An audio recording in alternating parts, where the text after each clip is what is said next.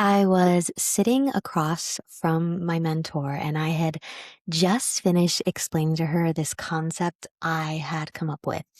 I called it emotional dementia. And honestly, I was kind of proud of myself for this concept. I thought it was clever. But then she looked at me and said, Maria, that is absolutely terrible. To be human is to feel, and you should feel more. I sat there and I smiled and I nodded, but internally I was losing my mind. I was like, feel more. Right. Let me just pencil. Let me just pencil that in. I just remember leaving that feeling so leaving that meeting so annoyed and almost kind of rageful. But here's the thing I didn't figure out until so much later, which was I wasn't angry because she was wrong. I think I was angry because she was completely right. Like, what do you mean you have emotional dementia, right? And I think I had spent years of convincing myself that not feeling was this really great superpower. And I was strong, I wasn't susceptible, and that I didn't need anything from anyone. It wasn't. That's not good. And I think the worst part is I had no idea how much this was costing me until I couldn't ignore it anymore. I genuinely couldn't ignore it anymore. And if you're someone who prides themselves on being fine, I think this episode is for you. So, hello, everybody. Welcome back to Get In Your Driving. Here we are. I'm excited. I'm gonna be honest, I'm a little disappointed with this microphone because either I don't have the settings on it correctly or I'm not using it correctly. Anyways, because I feel like the audio is where I want it to be because I have to edit it with AI. But, anyways, whatever. Let's get into today's topic. I want to talk about what I mean by emotional dementia. So, think of dementia, right? Let's go to the notebook. And if you've seen the notebook, you know that Allie has dementia and she has these moments where she remembers everything with Noah, right? And then it's so beautiful, it's so intense. They get to enjoy everything, but those moments only last for a snippet of time. And then next thing you know, they're gone again.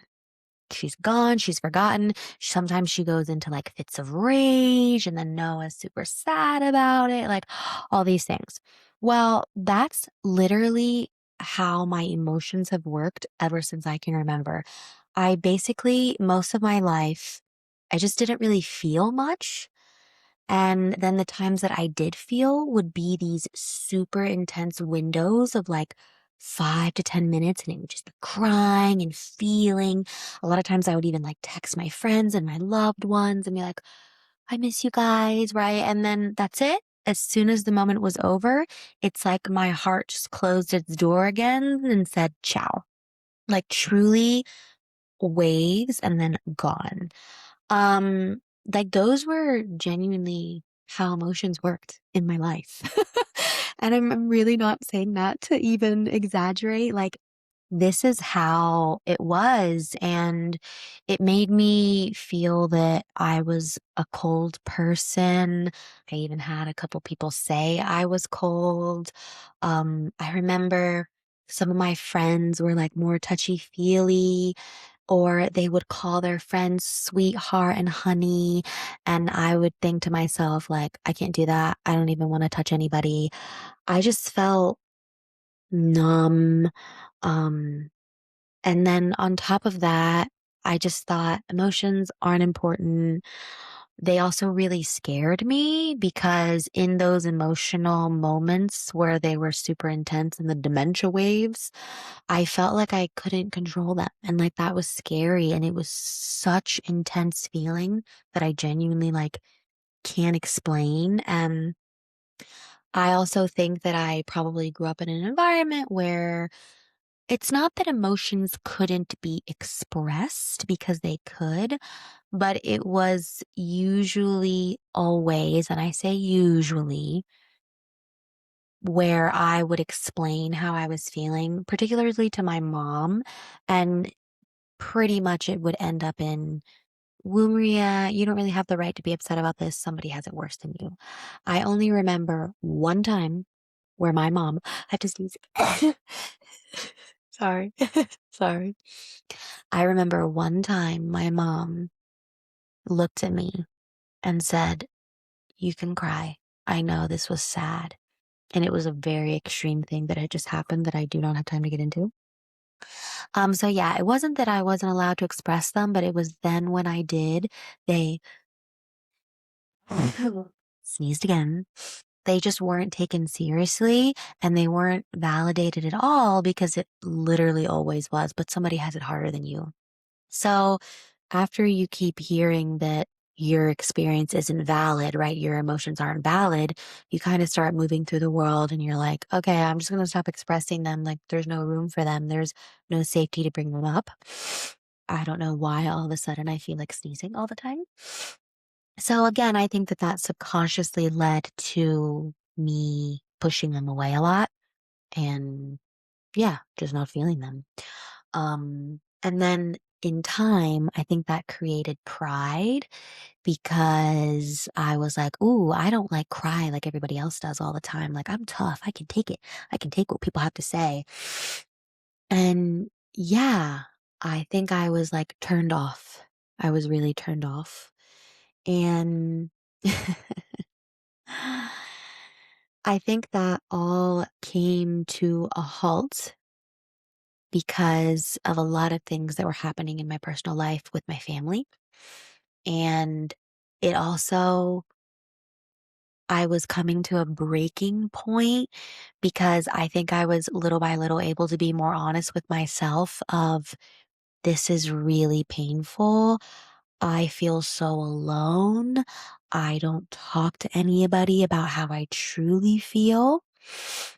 And because of what was going on in my life and because of a romantic connection that I had at the time, a lot was being exposed to me.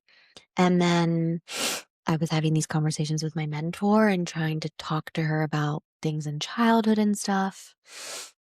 And yeah, it got really bad.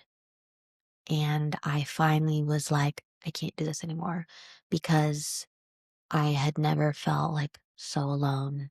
And I needed to not feel that anymore. Like, unfortunately, a lot of times when these things change, it's because we come to these intense breaking moments. But at the same time, these breaking moments can be good because you realize you're really done with that. And obviously, what you're doing isn't working.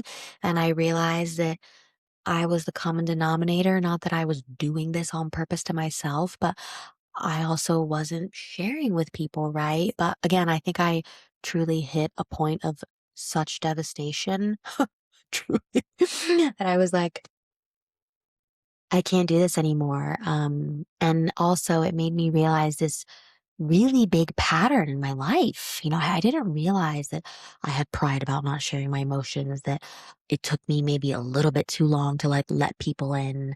Um, but the thing is, when you become hyper independent and also then you're praised for that hyper independence because something all the people in my life told me was, "Oh, Maria, you have your head on your shoulders. You'll be fine. I don't worry about you." People tell you that and you're kind of like, "Oh God, well, what am I what am I going to do when I'm actually shattering, right?" Because I think also it creates this effect there where then people don't check in on you because they think Maria is like, so this, so that. Like, this happened to me all the time. Like, I would even meet people I barely knew. I remember going to my mom's best friend's house in Rome when I was there. And she said to me, "Ma sei una ragazza in gamba." And that basically means like you're a young girl that like knows what she's doing. Like she has her head on her shoulders. And again, it's like this was nice to hear, but then I think it also just affirmed I can't ask anybody for anything. I can't say anything. I can't do anything. Um yeah, it just there's this ego that gets created in you, not like the toxic ego, but like a literal ego of like, but this is who I am now. I'm so independent. I have my head on my shoulders. Everybody's telling me that. So I think just felt like there was no space for my emotions to be felt. And I think I have just naturally gravitated toward friendships and relationships in my life where I've taken the role of the one that gives advice, gives encouragement. I mean, even part of this podcast, right? Like that's still that role. And I just didn't know how to let my guard down. And I think I also just genuinely felt like expressing my emotions was so hard because I was out of tune with them. And then because of the experiences I had in childhood where my mom pretty much dismissed them, it just always felt like, oh, it was like the agony of talking about emotions and then hearing that they're not important. I really didn't want to be bothered if I'm, if I'm being honest. Like, I really didn't want to be bothered. But again, I came to this halt of my family and this guy that I really liked. And, romantic relationships have this power of being your mirror. And, yeah, he really mirrored me. And what really shocked me about what happened with him was that I could not be honest with him for a while. And I can actually say this because it's actually true and it's not an exaggeration, but when I confessed how I actually felt about him, that's the first time I was 100% honest with my feelings that I can recall. Maybe I had done it before, but if I'm being honest, I don't think so. And I remember it was the most terrifying thing to do, and I did it, and it did feel like a good surge of freedom, but it was terrifying. And honestly, it took my mentor and talking with her about the situation to even realize that, Maria, why can't you just be honest? And it wasn't because I wanted to lie, but it was just like, oh, that's too scary. Like, oh, yeah, just this really weird thing. So all these things are like happening. I'm feeling really sad. I'm feeling really broken. And I think that after I confessed how I felt about him, then I realized that part of why I was feeling so lonely is because I wasn't telling anybody in my life how I felt. No one in my life truly knew how I felt. And it wasn't even just, let me tell you the things I'm struggling with. It was, I very rarely told my friends that I loved them. I showed them because I'm super big. Like, I think quality time is my biggest love language. I was there for them. I showed them. I always verbalized that I would be there for what they needed. But I didn't really ever say I love you or it's going to be okay or use like affectionate words, get like physical with them, like hugs or like patting them down, comforting them. I couldn't do that. I would clam up. Literally, I would clam up when anyone touched me. There were just all these things going on. And, confessing to this guy how much I really liked him and seeing like how hard that was for me made me realize, well, that must be where my task is because I'm so scared and it shouldn't be like this. I shouldn't feel this alone. So, literally, after I did that with him, I think it was the next day, maybe it was even that night, I sent all my friends a very long audio because my friends are spread out all over the world. And I was like, I'm doing awful. I'm so sad. I don't know how to cope with what's happening in my life right now. And I just feel so broken. And they all responded to me right away, very concerned. And can I just say that was such an uncomfortable experience. Also telling him, like, I'm not going to sit here and tell you, it's so amazing. It was awful. It was super awful doing that. But I think that once you keep on doing it and make it a habit, every little bit of positive reinforcement that you get when putting yourself in these vulnerable situations is a step to getting closer to just being better and healing. Um, so yeah, everybody was just super loving. And the thing with emotional repression and not doing it is that in the beginning, it really does seem like you can get away with it. It seems like it's just not a big deal. What's the point? And a lot of people are like this. Like, I was not alone. A lot of people do this, especially men. And I was listening to a podcast because what else do I do with my life? And I heard someone say, I forget what book it's from now. It's not my quote, but he said, you cannot heal what you cannot feel. You cannot feel what you are unwilling to reveal. So, because I wasn't bringing up any of this with my friends or anyone, right? I wasn't even able to feel. And if you can't feel, you can't get better. You can't heal. And I heard this like a couple weeks ago, and I have really been thinking about it ever since. And yeah, I have not been willing. I am now, but I wasn't willing in the past to do this. But like my mentor said, by not feeling and being in tune with your emotions, you're losing the very essence of being human.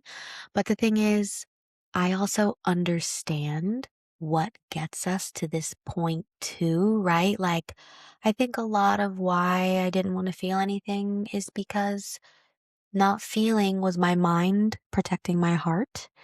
And it was what I had to do to get through my childhood, right? Like this survival.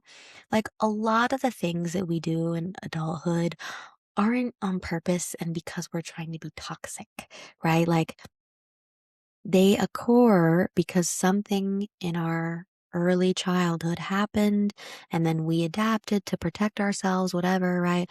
And then we carry that belief into adulthood. And it really never, ever ceases to amaze me how integral childhood is in who you become. And I don't say any of this to like complain about my family and stuff, but this is how I felt. I must have felt from an early age I couldn't express my feelings. They weren't important. So I learned repress. But then that led to a very cold exterior. And what's been so beautiful about genuinely taking my emotions seriously for the first time is feeling so in tune with myself and feeling so relaxed and calm. I have never felt so relaxed, calm, feminine, connected to others in a way until I did this. And one of my goals, so to speak, like a year ago was I literally was like, I want to be more feminine because I just remember thinking, I'm always in a rush. I'm always trying to do things. I'm never relaxed. How can I like be? Right? Because the masculine energy tends to be very do, do, do. The feminine energy tends to be, be. And I think I understand why I was always in the do. And I'm very empathetic for women that are always in doing mode as well, because I think a lot of that comes from fundamentally feeling nobody is there for you and you just had to get shit done on your own. And if you didn't, no one else would. So you better get your shit done. And I know that's how I always felt. Like all this talk now about masculine and feminine energy, I feel like when you hear a lot of the discourse on it, it's kind of like harsh and blaming and attacking. But again, nobody tries to get there on purpose, right? I think it all goes back to what happened? Why did you have to start doing that? And also, a part of me was kind of like sad because I really like doing. I really like creating something out of nothing, right? Like there's a power in that as well, but I also realized, but that's all I ever feel. I never feel calm. I never feel feminine. I never feel like I can just be. And this really showed me when it came to this halt that I really was half the person that I could be. And there was so much more of myself I was missing out on. And God bless my mind, but my mind really was just totally taking over me. Like, I used to think when I heard people say, be more feminine, relax, just be, I would be like, oh my, who has time for that? Who the frick has time for that? Or listen to your body, be in tune with your body. I would be like, oh, God, I would be like, I can't hear anymore. Or even, I specifically remember one of my best friend's moms, my own aunt, telling me, Maria, why are you always in baggy clothing? And I remember it really like affected me. And I knew why, because I wanted to hide my body, because I didn't like my body. And I think because deep down, I just I didn't feel like a woman. I didn't feel like a girl. And that's hard to explain, but I didn't. So I think I just thought, I, I think I even remember sometimes thinking, I don't even have time to be a girl. Who has time for makeup every day? Who has time to look nice every day? Who has time to I did always make time for my outfits because I do love outfits, but were they all baggy? Pretty much, yes. Nothing wrong with a good baggy fit, but now I'm trying to like wear more pieces that are feminine. Anyway, that's a whole other thing, but I think I just didn't know how to feel.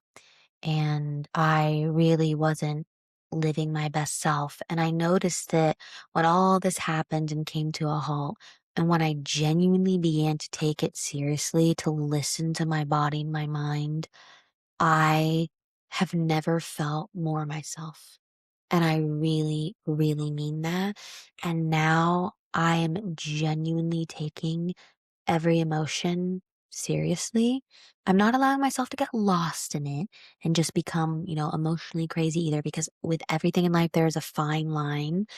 But I am allowing myself to feel, and I'm forcing my mind to stop coming in and rescuing me and rationalizing it all.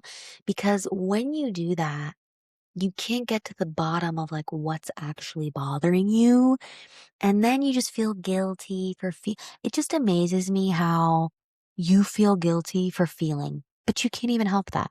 You know, if somebody upsets you, you can't help that. It's how you feel. So instead of attacking yourself and being like, how dare you feel that way? You're so stupid. That doesn't even make sense. Why don't you think, okay, well, why do I feel this way? Let me let myself feel that and then see where that takes me. And I've noticed that now, because I'm super willing to dive into my emotions with myself, I feel so much better. And not only that, the things that I haven't wanted to say, I've been saying them. Like I have really been telling my friends how I feel. I've been telling my friends about things that I've kept super hidden. And let me tell you, this is not easy. This is embarrassing. This is not fun to do. Like, I want to make it clear, this is going to take time for you to get used to, for your body to get used to, for you not to feel like, even with my friends who I know love me, who I know are there for me, I would leave the conversations feeling like icky, feeling so vulnerable, feeling pathetic. I'm still walking through this, but every single conversation in which I've opened up on emotions that I usually never would share and kept locked away, wow, do I feel free. Wow, do I feel more connected to myself, calm. Again, I don't know why the word feminine keeps on coming up, but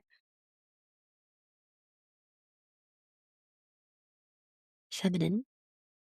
Um, and just like giving myself that freedom, like it sounds so simple.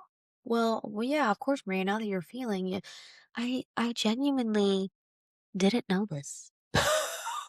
I genuinely did not understand how much I was missing out on by repressing and by thinking that I was stronger by, not showing my emotions. And again, that came from survival. That came from its own pain. Um, so yeah, I feel like my best self. I really do. And one last thing I want to share before coming to an end is so that guy I mentioned, it didn't work out with him. And he actually ended up doing what I was most scared of when I confessed how I felt. So sometimes it's a bumpy road, but at least I was truthful about how I felt. And I remember telling my friend, I was embarrassed, of course, to admit that I really liked this guy, even after he did what he did. I was like, well, like it's really embarrassing to admit that I liked it. Because, your friends go into like, oh my gosh, but why do you even like him? But he's so pathetic. But you do. You do.